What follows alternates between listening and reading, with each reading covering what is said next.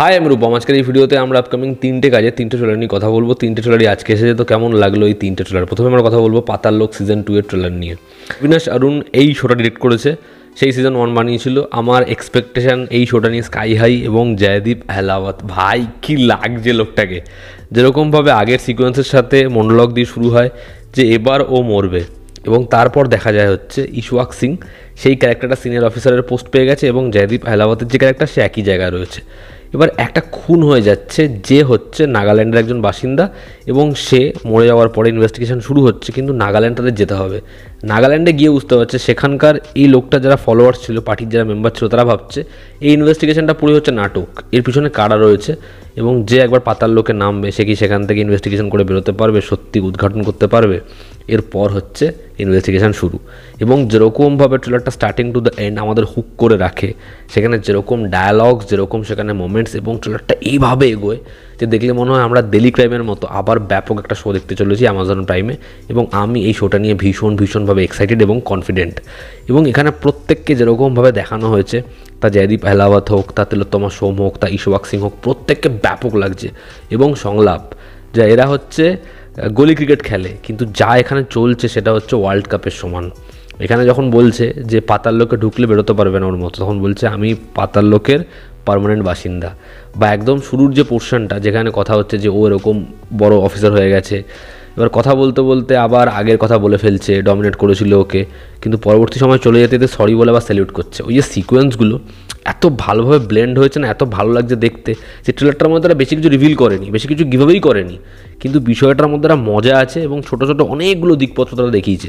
যখন তিলোত্তমা সোমকে বলছে যে এখানে দুটো জিনিস হতে পারে, এক নকরি করুক, নাহলে ডিউটি করুক। ওই যে পোর্শনগুলোর সংলাপগুলো এত সাটল, কিন্তু ওর ভেতর এরকম ডেপথ রয়েছে, যারা ওই মজাটা অনুভব করতে পারবে তাদের সংলাপগুলো হেভি লাগবে। এবং জয়দীপ আহলাওয়াত, ভাই এই লোকটা কী পারফরমেন্স দেয়। এছাড়া প্রত্যেককে সাপোর্টিং কাস্টের আছে, সবাইকে খুব ভালো লাগছে। দেখার এই শোটার এবার সারপ্রাইজিং প্যাকেজ কে থাকে। আগেরবার যেমন অভিষেক ব্যানার্জি বস কী করেছিল, দেখার এবার সেটা হয় কি না। ব্যাকগ্রাউন্ড স্কোর যেরকম লাগছে, যেরকমের প্রেজেন্টেশন, লুক অ্যান্ড ফিল ভীষণ প্রিমিয়াম। আমি এই ট্রেলারটা দেখে ফুল মস্তি পেয়ে গেছি। 17ই জানুয়ারি আসছে অ্যামাজন প্রাইমে, ভীষণ এক্সাইটেড। এরপর যদি আমরা ট্রেলার নাম্বার 2 নিয়ে কথা বলি, সেটা হচ্ছে ফতেহ ট্রেলার 2। আমার মনে হয় ফতের এই ট্রেলার 2টার কোনো দরকার ছিল না, তার কারণ ফতের জন্য যে খুব বাজ রয়েছে সেরকম নয়। তবে এই ছবিটা ডিপেন্ড করছে ওয়ার্ড অফ মাউথের ওপর। এই ট্রেলারটা এনে আরও গল্পটা কীভাবে করে দেওয়া কোনো দরকার ছিল না। তবে এই ট্রেলারটা আমার মনে হয় আগের ট্রেলারের থেকে বেশি ভালো, কারণ হচ্ছে এই ট্রেলারে না একটা গল্পের লাইন গেছে, স্পেস গেছে, শুধু অ্যাকশন নেই। এবং এত স্টাইলিশ ওয়েতে অ্যাকশানটাকে কেটেছে, সেটা সত্যিই প্রশংসনীয়। ওই যে প্রথমে অ্যাকশান সিন হলো, গিয়ে ট্যাবলেট দিল, বলছে মাথা যন্ত্রণা করছে, শেষে দেখানো হচ্ছে ওয়াইড শটে, এক্সট্রিম ওয়াইডে, তারপরে তো টপ অফ ভিউতে, যে এতজনকে মেরে ফ্লোর রক্তারক্তি করে দিয়েছে। কেউ চেয়ারে পড়ে রয়েছে, কেউ ফ্লোরে পড়ে রয়েছে, কেউ টেবিলে পড়ে রয়েছে, এবং ও রিল্যাক্স হয়ে বসে রয়েছে। সেখান থেকে লাস্টে বলছে ট্যাবলেট লেনে চাইয়ে থি। ওই জায়গাটা বস। এবং বোঝাই যাচ্ছে যে এখানে ওর যারা একসাথে টিম মেম্বার ছিল, বা যারা ওর সিনিয়র ছিল, যেমন নাসিরুদ্দিন শাহ বা বিজয় রাজ, বা হচ্ছে এখানে দিব্যেন্দু ভট্টাচার্য, এরা প্রত্যেকে ওর আগেইনস্টে। তার কারণ হচ্ছে ও এই ফিল্ডটা ছেড়ে বেরিয়ে গেছে। ও নিজের লাভ ওয়ান কাউকে হারিয়েছে, এবং ও চায় না এখানে ফিরতে। কিন্তু পরবর্তী সময় যখন আবার এই জিনিসটা শুরু হয়েছে সিন্ডিকেট দ্বারা, তখন ও সেখানে ফিরেছে। এবং জ্যাকলিনকেও বাঁচিয়েছিল, জ্যাকলিনের সাথে পরবর্তী সময় সম্পর্ক হয়, এবং কীভাবে এক একজনকেও এলিমিনেট করে, এটাই ছবির প্লট হতে পারে। তবে যেভাবে এই ট্রেলারটাকে ডিজাইন করেছে, ওই লিফটে ঢুকলো, অতজন চারিপাশে ওকে ঘিরে রয়েছে, লিফটের দরজাটা বন্ধ হলো, যখন খুললো আমরা পুরো অন্য রূপই দেখতে পাচ্ছি। তো এই যে কাটগুলো এত ব্যাপক হয়েছে, এত অ্যাপ্রোপ্রিয়েট লাগছে দেখতে, এবং প্রত্যেকটা সংলাপ, সেটার মধ্যে যে মজাটা আছে, অ্যাকশন সিন দেখো, র ব্রুটালিটি, ভাই গোর কাকে বলে। ওই একটা লোকে রডে টাঙিয়ে রেখেছে, ওখান থেকে জ্যাকেটটা বার করছে, ওই হাতুড়িটা পিঠে মেরে জ্যাকেট ছিঁড়ে বের করছে। ওই সিকোয়েন্সগুলো গলার এখানে ছুঁড়ে ঢুকিয়ে দিল, যেভাবে অ্যাকশনটাকে প্লেস করেছে ও ব্যাপক লাগছে। এবং সোনু সুদকে খুব দেখে স্যাটিসফাইং লাগছে। চলো, লোকটা আজকে এরকম একটা ছবি বানিয়েছে, খুব খেটেছে, বোঝা যাচ্ছে ছবিটা খালি হিট হোক। এই ছবিটা ক্র্যাক বা ইউদ্রার মতো প্যাথেটিক সিনেমা না হোক, ছবিটা ভালো হোক, ছবিটা চলুক, এটাই আমি চাই। দেখার ছবিটা হয় কেমন। এরপর আমরা কথা বলবো আজাদ ছবির ট্রেলার নিয়ে। এই ছবিটা নিয়ে আমি এক্সাইটেড একেবারেই নই, তবে ট্রেলারটাকে খারাপ বলা যাবে না। এবং যেটা খারাপ সেটা হচ্ছে এই সিনেমার লিড কাস্ট।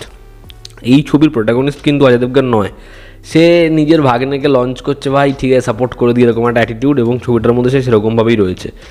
এবার গল্পটা হচ্ছে যে সে একজন ডাকাত, কিন্তু সে নিজেকে রেবেল ভাবে। ঠিক আছে, বাগিভাবে। আর এই যে লড়াইটা ইংরেজদের আগেইনস্টে, জমিদারদের আগেইনস্টে, এবার এই লড়াইতে পার্টিসিপেট করে আমান দেবগানের যে ক্যারেক্টার, কিন্তু সে ওর যে ইডিওলজি সেটা পুরোপুরি বোঝে না, কিন্তু আস্তে আস্তে আস্তে সেটা বোঝার চেষ্টা করে। অপরদিকে তার একটা প্রেম হয়, যেমন হয় এরকম ধরনের গল্পে বালবিচি, কোনো দরকার নেই, তাও হচ্ছে। আর মেয়েটার যা বাজে অভিনয়, যাই হোক। এরপর হচ্ছে ওর বরাবরই ঘোড়া আজাদকে খুব ভালো লাগে।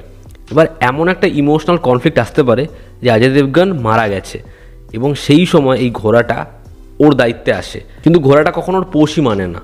কিন্তু যত দিন যায় ও অজয় দেবগনের ক্যারেক্টারের ফিলোসফি বুঝতে পারে, এবং ঘোড়াটার সাথে বন্ডিং তৈরি হয়, এবং ঘোড়াটা আস্তে আস্তে ওকে নিজের ওই মালিকানাটা দেয়। এবং যখন দুজন এক হয়ে যায় তখন এই লড়াইটা কোন রূপ পায়, এটাই হতে পারে ছবির প্লট। এবং শেষে দেখানো হতে পারে যে অজয় দেবগন আলটিমেটলি মরেনি, ও ফিরে আসতে পারে, এরকম কিছু হতে পারে। এবার এখানে লিড প্লেয়ারের পারফরমেন্সই খুব খুব কাঁচা।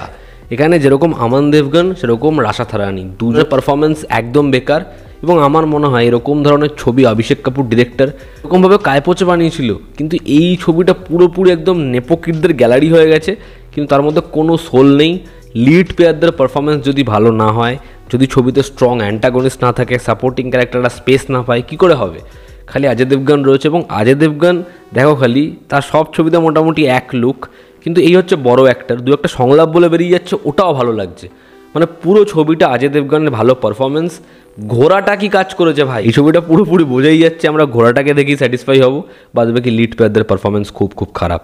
তো এই ছিল আমার রিয়াকশন আপকামিং এই 3টে কাজের ট্রেলার নিয়ে। তোমরা যারা দেখেছো তোমাদের কি অপিনিয়ন জানিও। জনতা আমাদের পাশে আছে, আবার দেখা হচ্ছে, টেক কেয়ার।